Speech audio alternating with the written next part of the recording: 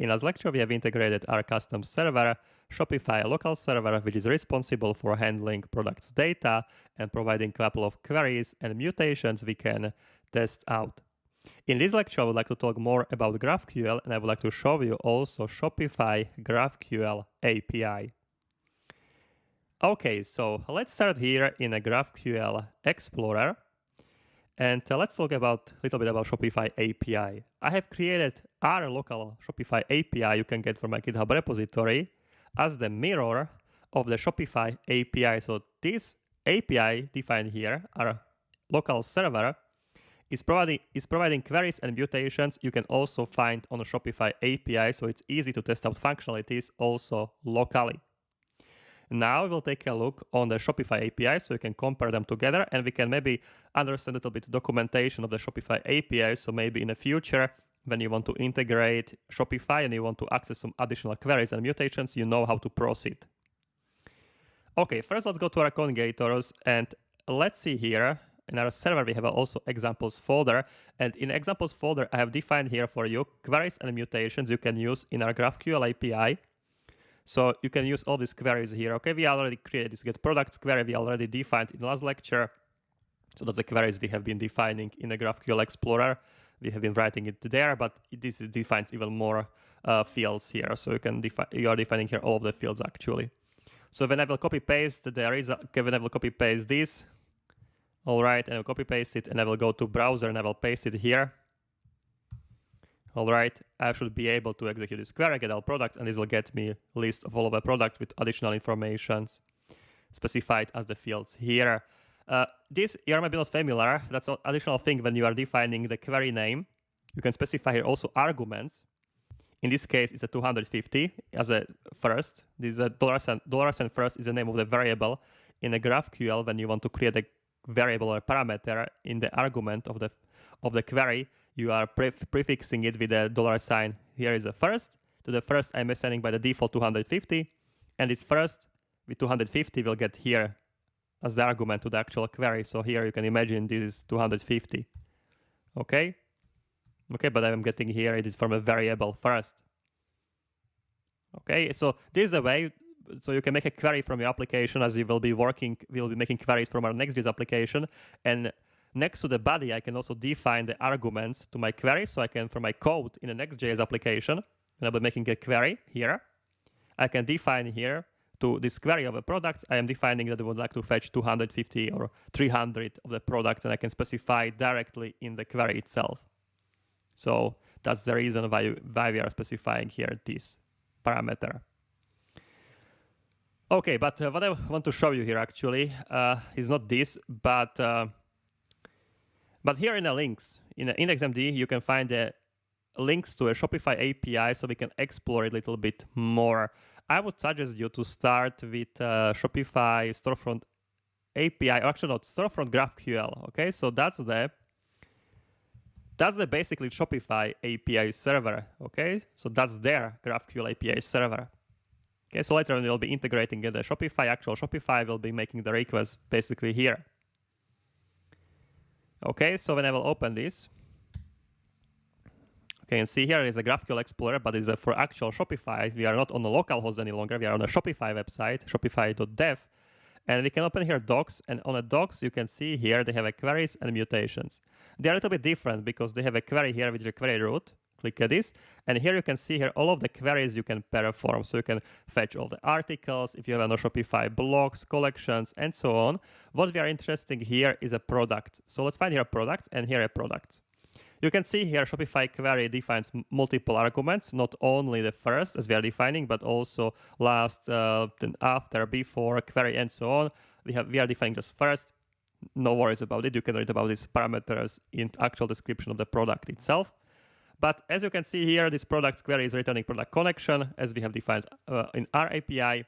So when you click on a product connection, you will see product connection defining edges. On the edges, you have a product edge. You can click at this product edge is returning cursor and the node. You click on a node, and that's the actual product. You can see here this product, what is returning here. Okay, so description HTML, handle is returning the images. Okay, images is like, it's an image connection. That's a special kind of field where you can define also additional parameters to this, and this will return basically array of this data. I will show it to you in our query soon.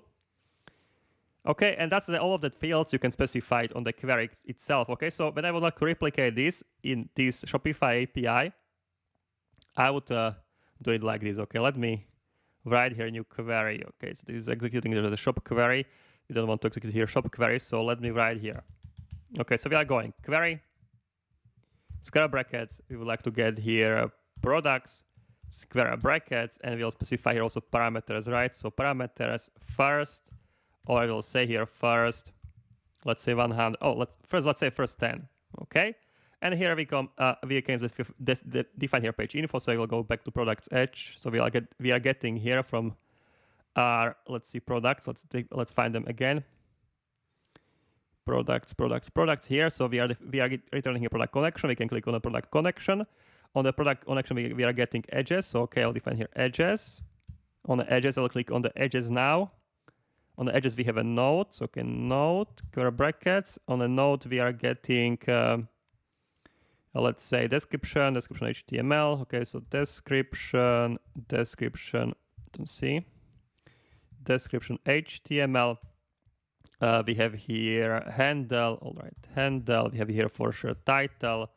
Okay, I'm just following a structure of the query that's defined by the Shopify. Okay, and now we have images. Okay, so we can access here images, and on the images we can get here. Let's see what we can have here. On the images we need to click here on image connection actually to see what we have on images. So let's click here on image connection. On image connection, we have again edges, so we need to access here edges again. All right, on the edges, we have here image edge. Is this node as well? Okay, node. And on a node, we have here, let's click on image. We have here, for example, original SRC. Okay, so we'll get here original SRC. Okay, so we can go back again to products. Okay, product here, products. As you can see, images is a special type of the field. We can define here also parameters. So I can say here images I can wrap here, I can call this like this. I can provide here normal brackets and I can specify here arguments. I will write here first. I would like to get here first 5 images. Okay, so this connection fields are special ones where you can also define parameters, and they are in most cases returning the array of this data. Okay, now when I will execute this query, let's click here, execute this. This should get me products, edges, and nodes where these edges are array of the data we have in this not fake, but in the Shopify API they are providing. Okay. Okay, and then later when we'll be working with actual Shopify and we'll create the accounts, we'll be creating our own products and we'll be creating a request to the GraphQL of our own store. Okay, and we'll be fetching our products from our store. But you can see I'm basically replicating what I have done in my local API. I'm getting here as well edges, node. Here I'm defining images. You can see in images is a connection, so it's returning we are providing here parameters. So first one image, and images are page info, edges, node, original SRC, and everything is defined here. So when I will open docs here, I can see this exactly the same thing. So products, product connection is returning these edges, node. On a node we have here images, which is an image connection. Click here, image connection. The image connection is returning edges. On the edges we have a node, and on the node we have here these fields, original SRC, height, and all of this here. So I just want to make you this mental model. How does it work? You need to maybe more time. I don't expect of you that you will understand it immediately, but you need to maybe to look at this after the lecture. But just remember, we are just making simple queries defining the structure of the data we will get from a GraphQL API. Okay, so that's how you can discover what queries you can make to your storefront GraphQL. So that you can just test it out because it's a fake data also on a Shopify, but later we'll integrate our own Shopify store. So we'll be making a request to our own Shopify GraphQL API. Okay, and that's how you can test it out. If you want to see more information about these fields, what this defines here, you can go to the second link. I have defined here storefront API, here API reference. And you can see this here. Okay, so for example, here in the reference, click on the products. And on the products, you can see the types of the data that are related to the product. We can go to the product itself. Here should be product. Click here on the product. All right. And you can see here, a product represents an individual item for sale in a Shopify store.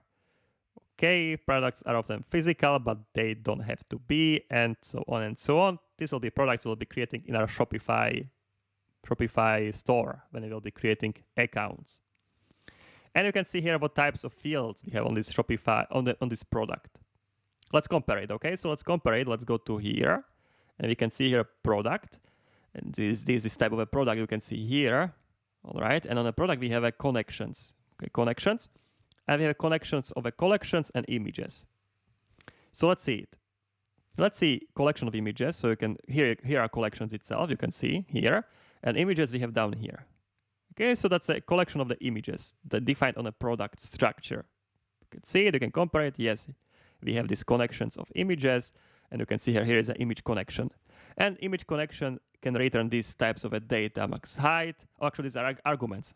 Okay, these are arguments we can define when we are writing this in a query. So here, images first, you can see first 5 images, that's here.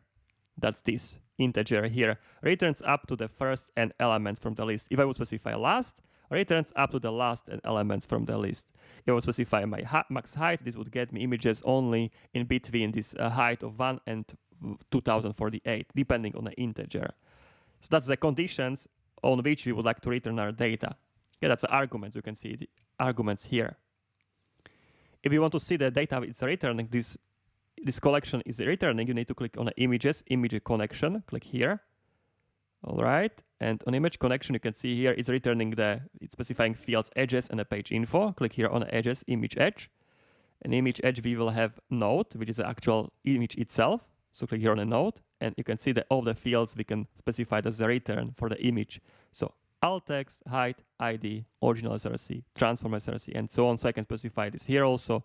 You can go to images, edges, node, original src, and here I can access these fields here, ID, you can see width, and so on. So it's available. I will make a query. This will be included in the images. You can see here. Okay, but I went some levels down, so I'll go back to product. Okay, so that's a connections, which is connections. And then we have here also media connection. That's similar as with the images. We can have a media connections, meta fields, connections. All these the connections, different ones, variants. And then we have a fields. Okay, these fields, that's basically here what are defined here on the node. Not here, but here on the node. That's our image itself. Okay, so that's this thing here. When it will go back to the product edge, here you have a node of the product. Okay, this node here, this is a product. And the field specified on the product, you have a created at, compared at, price range, available for sale, and all these fields, and also description related to them. So when I want to access the handle, you can see here that's a human-friendly unique string for the products automatically generated from a title. Okay, so we can verify it. Okay, so here is a product. Where is a handle here? Snare boot. Okay, so that's created from a title in the human read format. You can then later use in your web page as the URL to your product. Okay, so snare-boot. Okay, so there's this version, that slugified version of your title.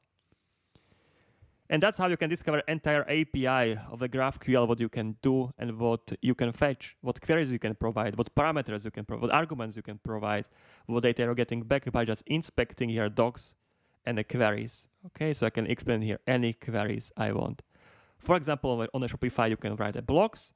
If you would like to query blogs from your Shopify account, you will write a query of the blogs where you can specify these arguments. This query is returning block connection.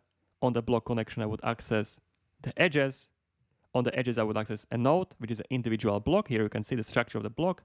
And on the block, I can access all of this here. And I can find it also here. I can go here, and instead of looking for a product, I can search here for a blocks. I don't see them here. Let me find here block.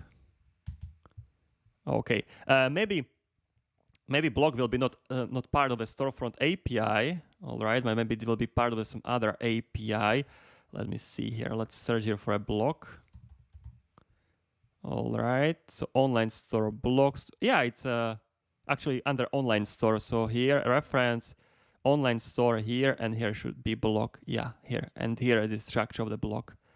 Connections, it's connection, it's fields you can ask for. Okay, similar here.